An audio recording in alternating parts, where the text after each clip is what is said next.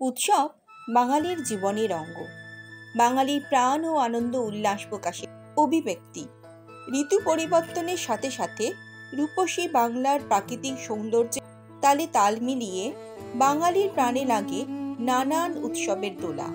তাই তো বাঙালির 12 মাস জুড়ে 13 পার্বণ।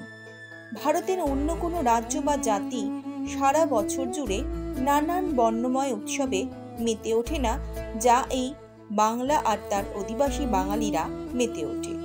আসলে সংস্কৃতি মনস্ক, সৃষ্টিশীলতায় অগ্রণী বাঙালি উৎসবের মাধ্যমে সকলের সাথে মৈত্রী সম্প্রীতির বন্ধন গড়ে তুলতে চায়। সুখ দুঃখ মিলেমিশে ভাগ করে সকলে মিলে আনন্দ করতে চায়। তাই 12 মাসে 13 পার্বণ বাংলার ঘরে ঘরে। প্রত্যেক উৎসবই মাঙ্গলিক ও প্রীতির বার্তা বহন করে। বাংলা পঞ্জিকার শুরু বৈশাখ মাস দিয়ে। বৈশাখ মাসের সূচনা হয় বর্ষবরণ উৎসবের মাধ্যমে। গ্রীষ্মের দাবদাহে বাঙালির জীবনে পুরাতন জরাজীর্ণকে পুড়িয়ে সূচনা হয় নববর্ষের। বাংলা পঞ্জিকার প্রথম মাস বৈশাখের 1 তারিখ সারা পশ্চিমবঙ্গ জুড়ে সাড়ম্বরে পালিত হয় নববর্ষ।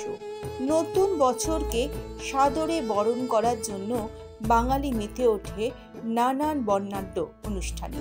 লৌকিক সাংস্কৃতিক অনুষ্ঠান, মঙ্গল শোভাযাত্রা, প্রভাত ফেরি, পান্তা ভাত, মিষ্টান্ন ও ঐতিহ্যবাহী বিভিন্ন খাদ্যের পদ ভোজন করা, নতুন পোশাক পরা, বৈশাখী মেলা, গ্রামে গঞ্জে পালা গান, কবি গান, বাউল গান, কীর্তন, যাত্রার আসর, দোকানে দোকানে নতুন হালখাতার সূচনা, চেনা পরিচিতদের শুভেচ্ছা, কুশল বিনিময় ও কোলাকুলি করা ইত্যাদির মাধ্যমে বাঙালি বর্ষবরণ করে।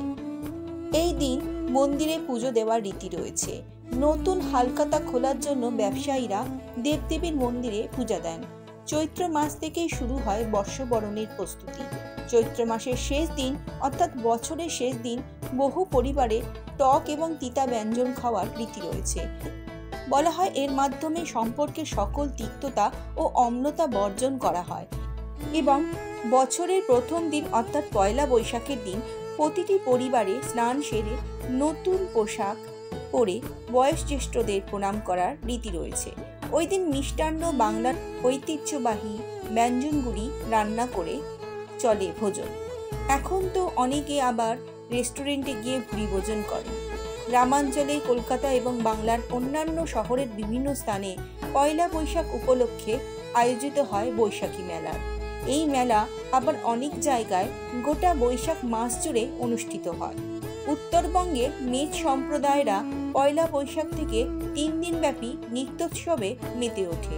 এই নৃত্যকে বলা হয় বৈশাখু নৃত্য। ভারতে যে বাংলা দিনপঞ্জি ব্যবহার করা হয় তা সংস্কৃত গ্রন্থ সূর্য সিদ্ধান্ত এর উপর ভিত্তি করে লেখা। জর্জিয়ান ক্যালেন্ডার অনুযায়ী এপ্রিল মাসের মাঝামাঝি সময় পশ্চিমবঙ্গে বাংলা নববর্ষ পালিত হয়। ইংরাজি পঞ্জিকার মতো বাংলা পঞ্জিকাও একটি সৌর পঞ্জিকা, অর্থাৎ যেখানে দিনসমূহকে হিসাব করার জন্য সূর্যের ঘূর্ণন পদ্ধতির ফলে উদ্ভূত গণনাকে ব্যবহার করা হয়। সৌর বছরের প্রথম দিন পশ্চিমবঙ্গ, আসাম, পাঞ্জাব, উড়িষ্যা, কেরল, মণিপুর, তামিলনাড়ু, ত্রিপুরার সাথে নেপাল ও বাংলাদেশে নববর্ষ বরণ উৎসব জাঁকজমকের সাথে পালিত হয়। তবে এই উৎসব আগেও পালিত হতো, কিন্তু সেটা সার্বজনীন ছিল না। তখন এই উৎসব ছিল কৃষি উৎসব, ঋতুধর্মী উৎসব। বাংলা সনের প্রবর্তক ছিলেন 7ম শতকের রাজা শশাঙ্ক। তবে মোগল সম্রাট আকবরের সময় থেকে এই বাংলা সনের প্রচলন, যদিও সেই পঞ্জিকার নাম বাংলা সন ছিল না, নাম ছিল তারিকি ইলাহি। খাজনা ও রাজস্ব আদায়ের সুবিধার জন্য এই বাংলা পঞ্জিকার প্রবর্তন করেছিলেন সম্রাট আকবর। মোগল শাসনকালে ভারতবর্ষে চাঁদের গতি প্রকৃতি অনুযায়ী হিজরি পঞ্জিকা প্রচলিত ছিল। এই পঞ্জিকার উপর নির্ভর করে কৃষি পণ্যের খাজনা আদায় করা হতো। কিন্তু ভারতবর্ষে কৃষিজ ফলন চাঁদের গতি প্রকৃতির উপর নির্ভরশীল নয়, বরং সূর্যের গতি প্রকৃতির সাথে নির্ভরশীল।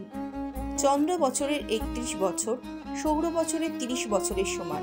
চন্দ্র বছর হয় 354 দিনে আর সৌর বছর হয় 365 বা 366 দিনে। ফলে দুটি বর্ষপঞ্জির মধ্যে ব্যবধান বছরে 11 বা 12 দিন। যেখানে কৃষিকাজ নির্ভর করত সৌর বছরের উপর, অথচ চন্দ্র বছর অনুযায়ী কৃষকদের কাছ থেকে রাজস্ব আদায় করা হতো। তাই ফসল কেটে বিক্রয় করে আয় করার আগেই অসময়ে কৃষকদের খাজনা দিতে হতো। এতে তাদের অনেক অসুবিধা হতো।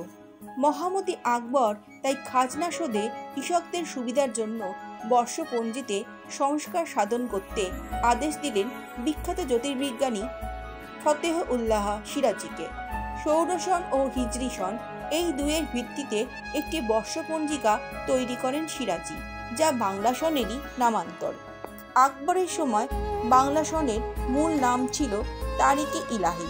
একে ফসলি সনও বলা হতো, কারণ পঞ্জিকা নির্মাণের মূল উদ্দেশ্য ছিল বসন্তের ফসল কাটা ও রাজস্ব আদায়ের মধ্যে সুষ্ঠুতা প্রণয়ন করা। মোগল সম্রাট আকবর 1885 সালে 10 কিংবা 11 মার্চ তারিখে 1 ডিগ্রি জারির মাধ্যমে এই পঞ্জিকা প্রবর্তন করেন। কথিত আছে এই দিনই হযরত মুহাম্মদ কুরাইশদের অত্যাচারে তার জন্মভূমি মক্কা ত্যাগ করে মদিনায় গিয়ে আশ্রয় নিয়েছিলেন। 963 হিজরিতে অর্থাৎ 1556 খ্রিস্টাব্দে আকবর দিল্লির মসনদের সিংহাসনে আরোহণ করার পর তার নির্দেশে হযরত মুহাম্মদের স্মৃতি বিজড়িত এই পবিত্র দিনটি পালনের রীতি শুরু হয়। তাই এই পুণ্য দিনেই তিনি নতুন বর্ষপঞ্জির সূচনা করেন 1585 সালে। তারিকে ইলাহির 12 মাসের নাম ছিল কারবাদিন, আরদি, বিশুয়া, কোরদাত, তীর, আমারদাত, সাহারিয়ার, আবান, আজুর, বাহাম ও ইস্কান্দার মির্জ। এই তারিকে ইলাহি বা ফসলি সন পরে বঙ্গাব্দ বা বাংলা বর্ষ নামে পরিচিত হয়। কখন এবং কিভাবে মাসের নামগুলি বৈশাখ, জ্যৈষ্ঠ, আষাঢ়, শ্রাবণ, ভাদ্র, আশ্বিন, কার্তিক, অঘ্রাণ, পৌষ, মাঘ, ফাল্গুন ও চৈত্র হয় তা সঠিক জানা যায় না। অনুমান করা হয় 12টি নক্ষত্রের নাম দিয়ে নামকরণ হয় বাংলা মাসের। বিশাখা নক্ষত্র থেকে বৈশাখ, জ্যেষ্ঠা নক্ষত্রের নাম থেকে জ্যৈষ্ঠ, পূর্বসারা নক্ষত্র ও উত্তরসারা নক্ষত্র থেকে আষাঢ়, শ্রবণা থেকে শ্রাবণ, ভদ্রা নক্ষত্র থেকে ভাদ্র, অশ্বিনী নক্ষত্র থেকে আশ্বিন, কৃত্তিকা নক্ষত্র থেকে কার্তিক, অগ্রায়ণী বা মৃগশিরা নক্ষত্র থেকে অগ্রায়ণ, পুষ্যা থেকে পৌষ, মঘা নক্ষত্র থেকে মাঘ, উত্তর ফাল্গুনী থেকে ফাল্গুন এবং চিত্রা নক্ষত্র থেকে চৈত্র। সে সময় কৃষকদের চৈত্র মাসের শেষ দিনের মধ্যে খাজনা ও শুল্ক দিতে হতো। তারপর দিন পয়লা বৈশাখে জমি মালিকরা নিজের এলাকার অধিবাসীদের মিষ্টিমুখ করিয়ে বিভিন্ন উৎসব আয়োজন করতেন। তবে এই সকল উৎসব ছিল কৃষির প্রধান উৎসব। হালখাতারও এই দিন থেকে ব্যবহার শুরু হলো। হালখাতা হলো একটি নতুন হিসাব খাতা। বাংলা বছরের প্রথম দিনে দোকানপাটের হিসাব আনুষ্ঠানিকভাবে হালনাগাদ করার প্রক্রিয়া, অর্থাৎ ওই দিন পুরনো বছরের পাওনা যতটা সম্ভব শোধ করে নতুন বছরের হিসাব লেখা হয় নতুন হালখাতায়। হালখাতার দিনে দোকানদাররা তাদের ক্রেতাদের মিষ্টান্ন দিয়ে আপ্যায়নও করে থাকে। এই হালখাতার ব্যবহার সারা বাংলা জুড়ে দেখা যায়। বিভিন্ন দোকানে, বিশেষ করে সোনার দোকানে এই ব্যবস্থা বেশি দেখা যায়। অনেকে আবার শুভ অক্ষয় তৃতীয়ার দিন এই নতুন হালখাতার সূচনা করে। হালখাতার দিন সকালে সনাতন ধর্মাবলম্বী দোকানি ও ব্যবসায়ীরা তাদের ব্যবসার উন্নতির জন্য সিদ্ধিদাতা গণেশ ও দেবী লক্ষ্মীর পূজা করে থাকে। পূজার্চনার পর দেবতাদের পায়ে ছোঁয়ানো সিঁদুর দিয়ে খাতার প্রথম পাতায় স্বস্তিকা চিহ্ন এঁকে ও চন্দনের ফোঁটা দিয়ে নতুন হালখাতা শুরু করেন। এই দিন ক্রেতাদের আনন্দদানের জন্য মিষ্টান্ন, ঠান্ডা পানীয় প্রভৃতির ব্যবস্থা করে থাকেন ব্যবসায়ীরা। হালখাতা অনুষ্ঠানের মাধ্যমে ক্রেতা বিক্রেতার মধ্যে সৌহার্দ্যপূর্ণ সম্পর্ক গড়ে ওঠে।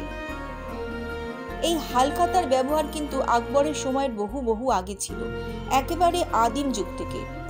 সেই যবে থেকে মানুষ লাঙ্গলের ব্যবহার শিখল, তখন তারা স্থায়ীভাবে একসাথে বসবাস শুরু করলো। তখন চাষ করা দ্রব্যের বিনিময় শুরু হলো।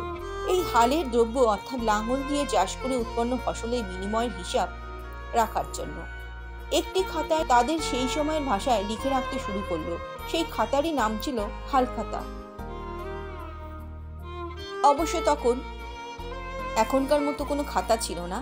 তালপাতার পুঁথি সেগুলোকেই তারা খাতার মতো ব্যবহার করত।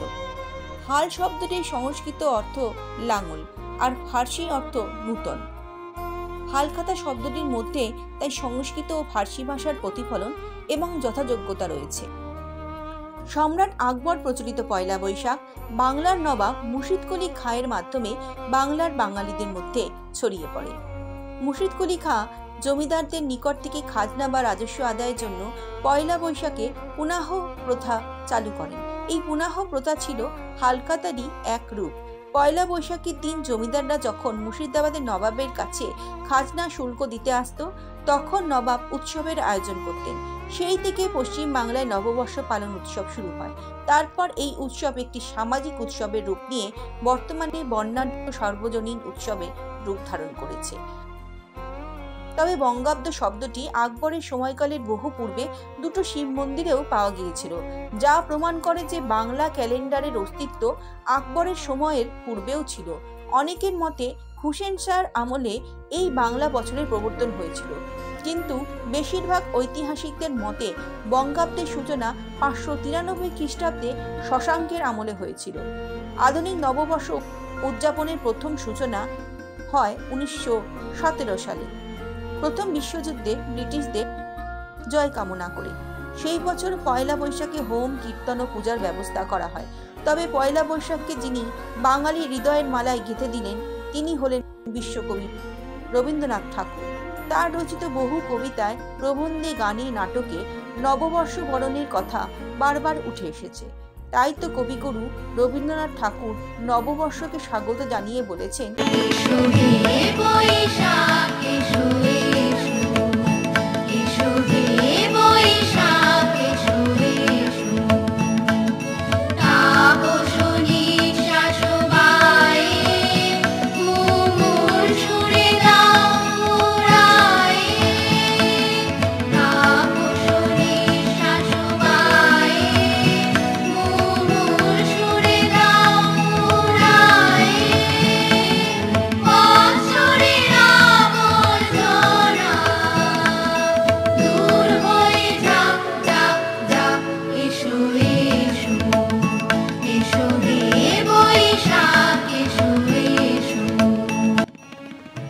আজকের ভিডিও এই পর্যন্তই।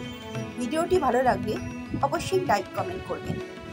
আর চ্যানেলে নতুন হলে অবশ্যই চ্যানেলটিকে সাবস্ক্রাইব করবেন এবং বেল আইকনটিকে ক্লিক করবেন, যাতে পরবর্তীতে নতুন কোনো ভিডিও এই চ্যানেলে আপলোড হলে আপনার কাছে প্রথমেই পৌঁছে যায়।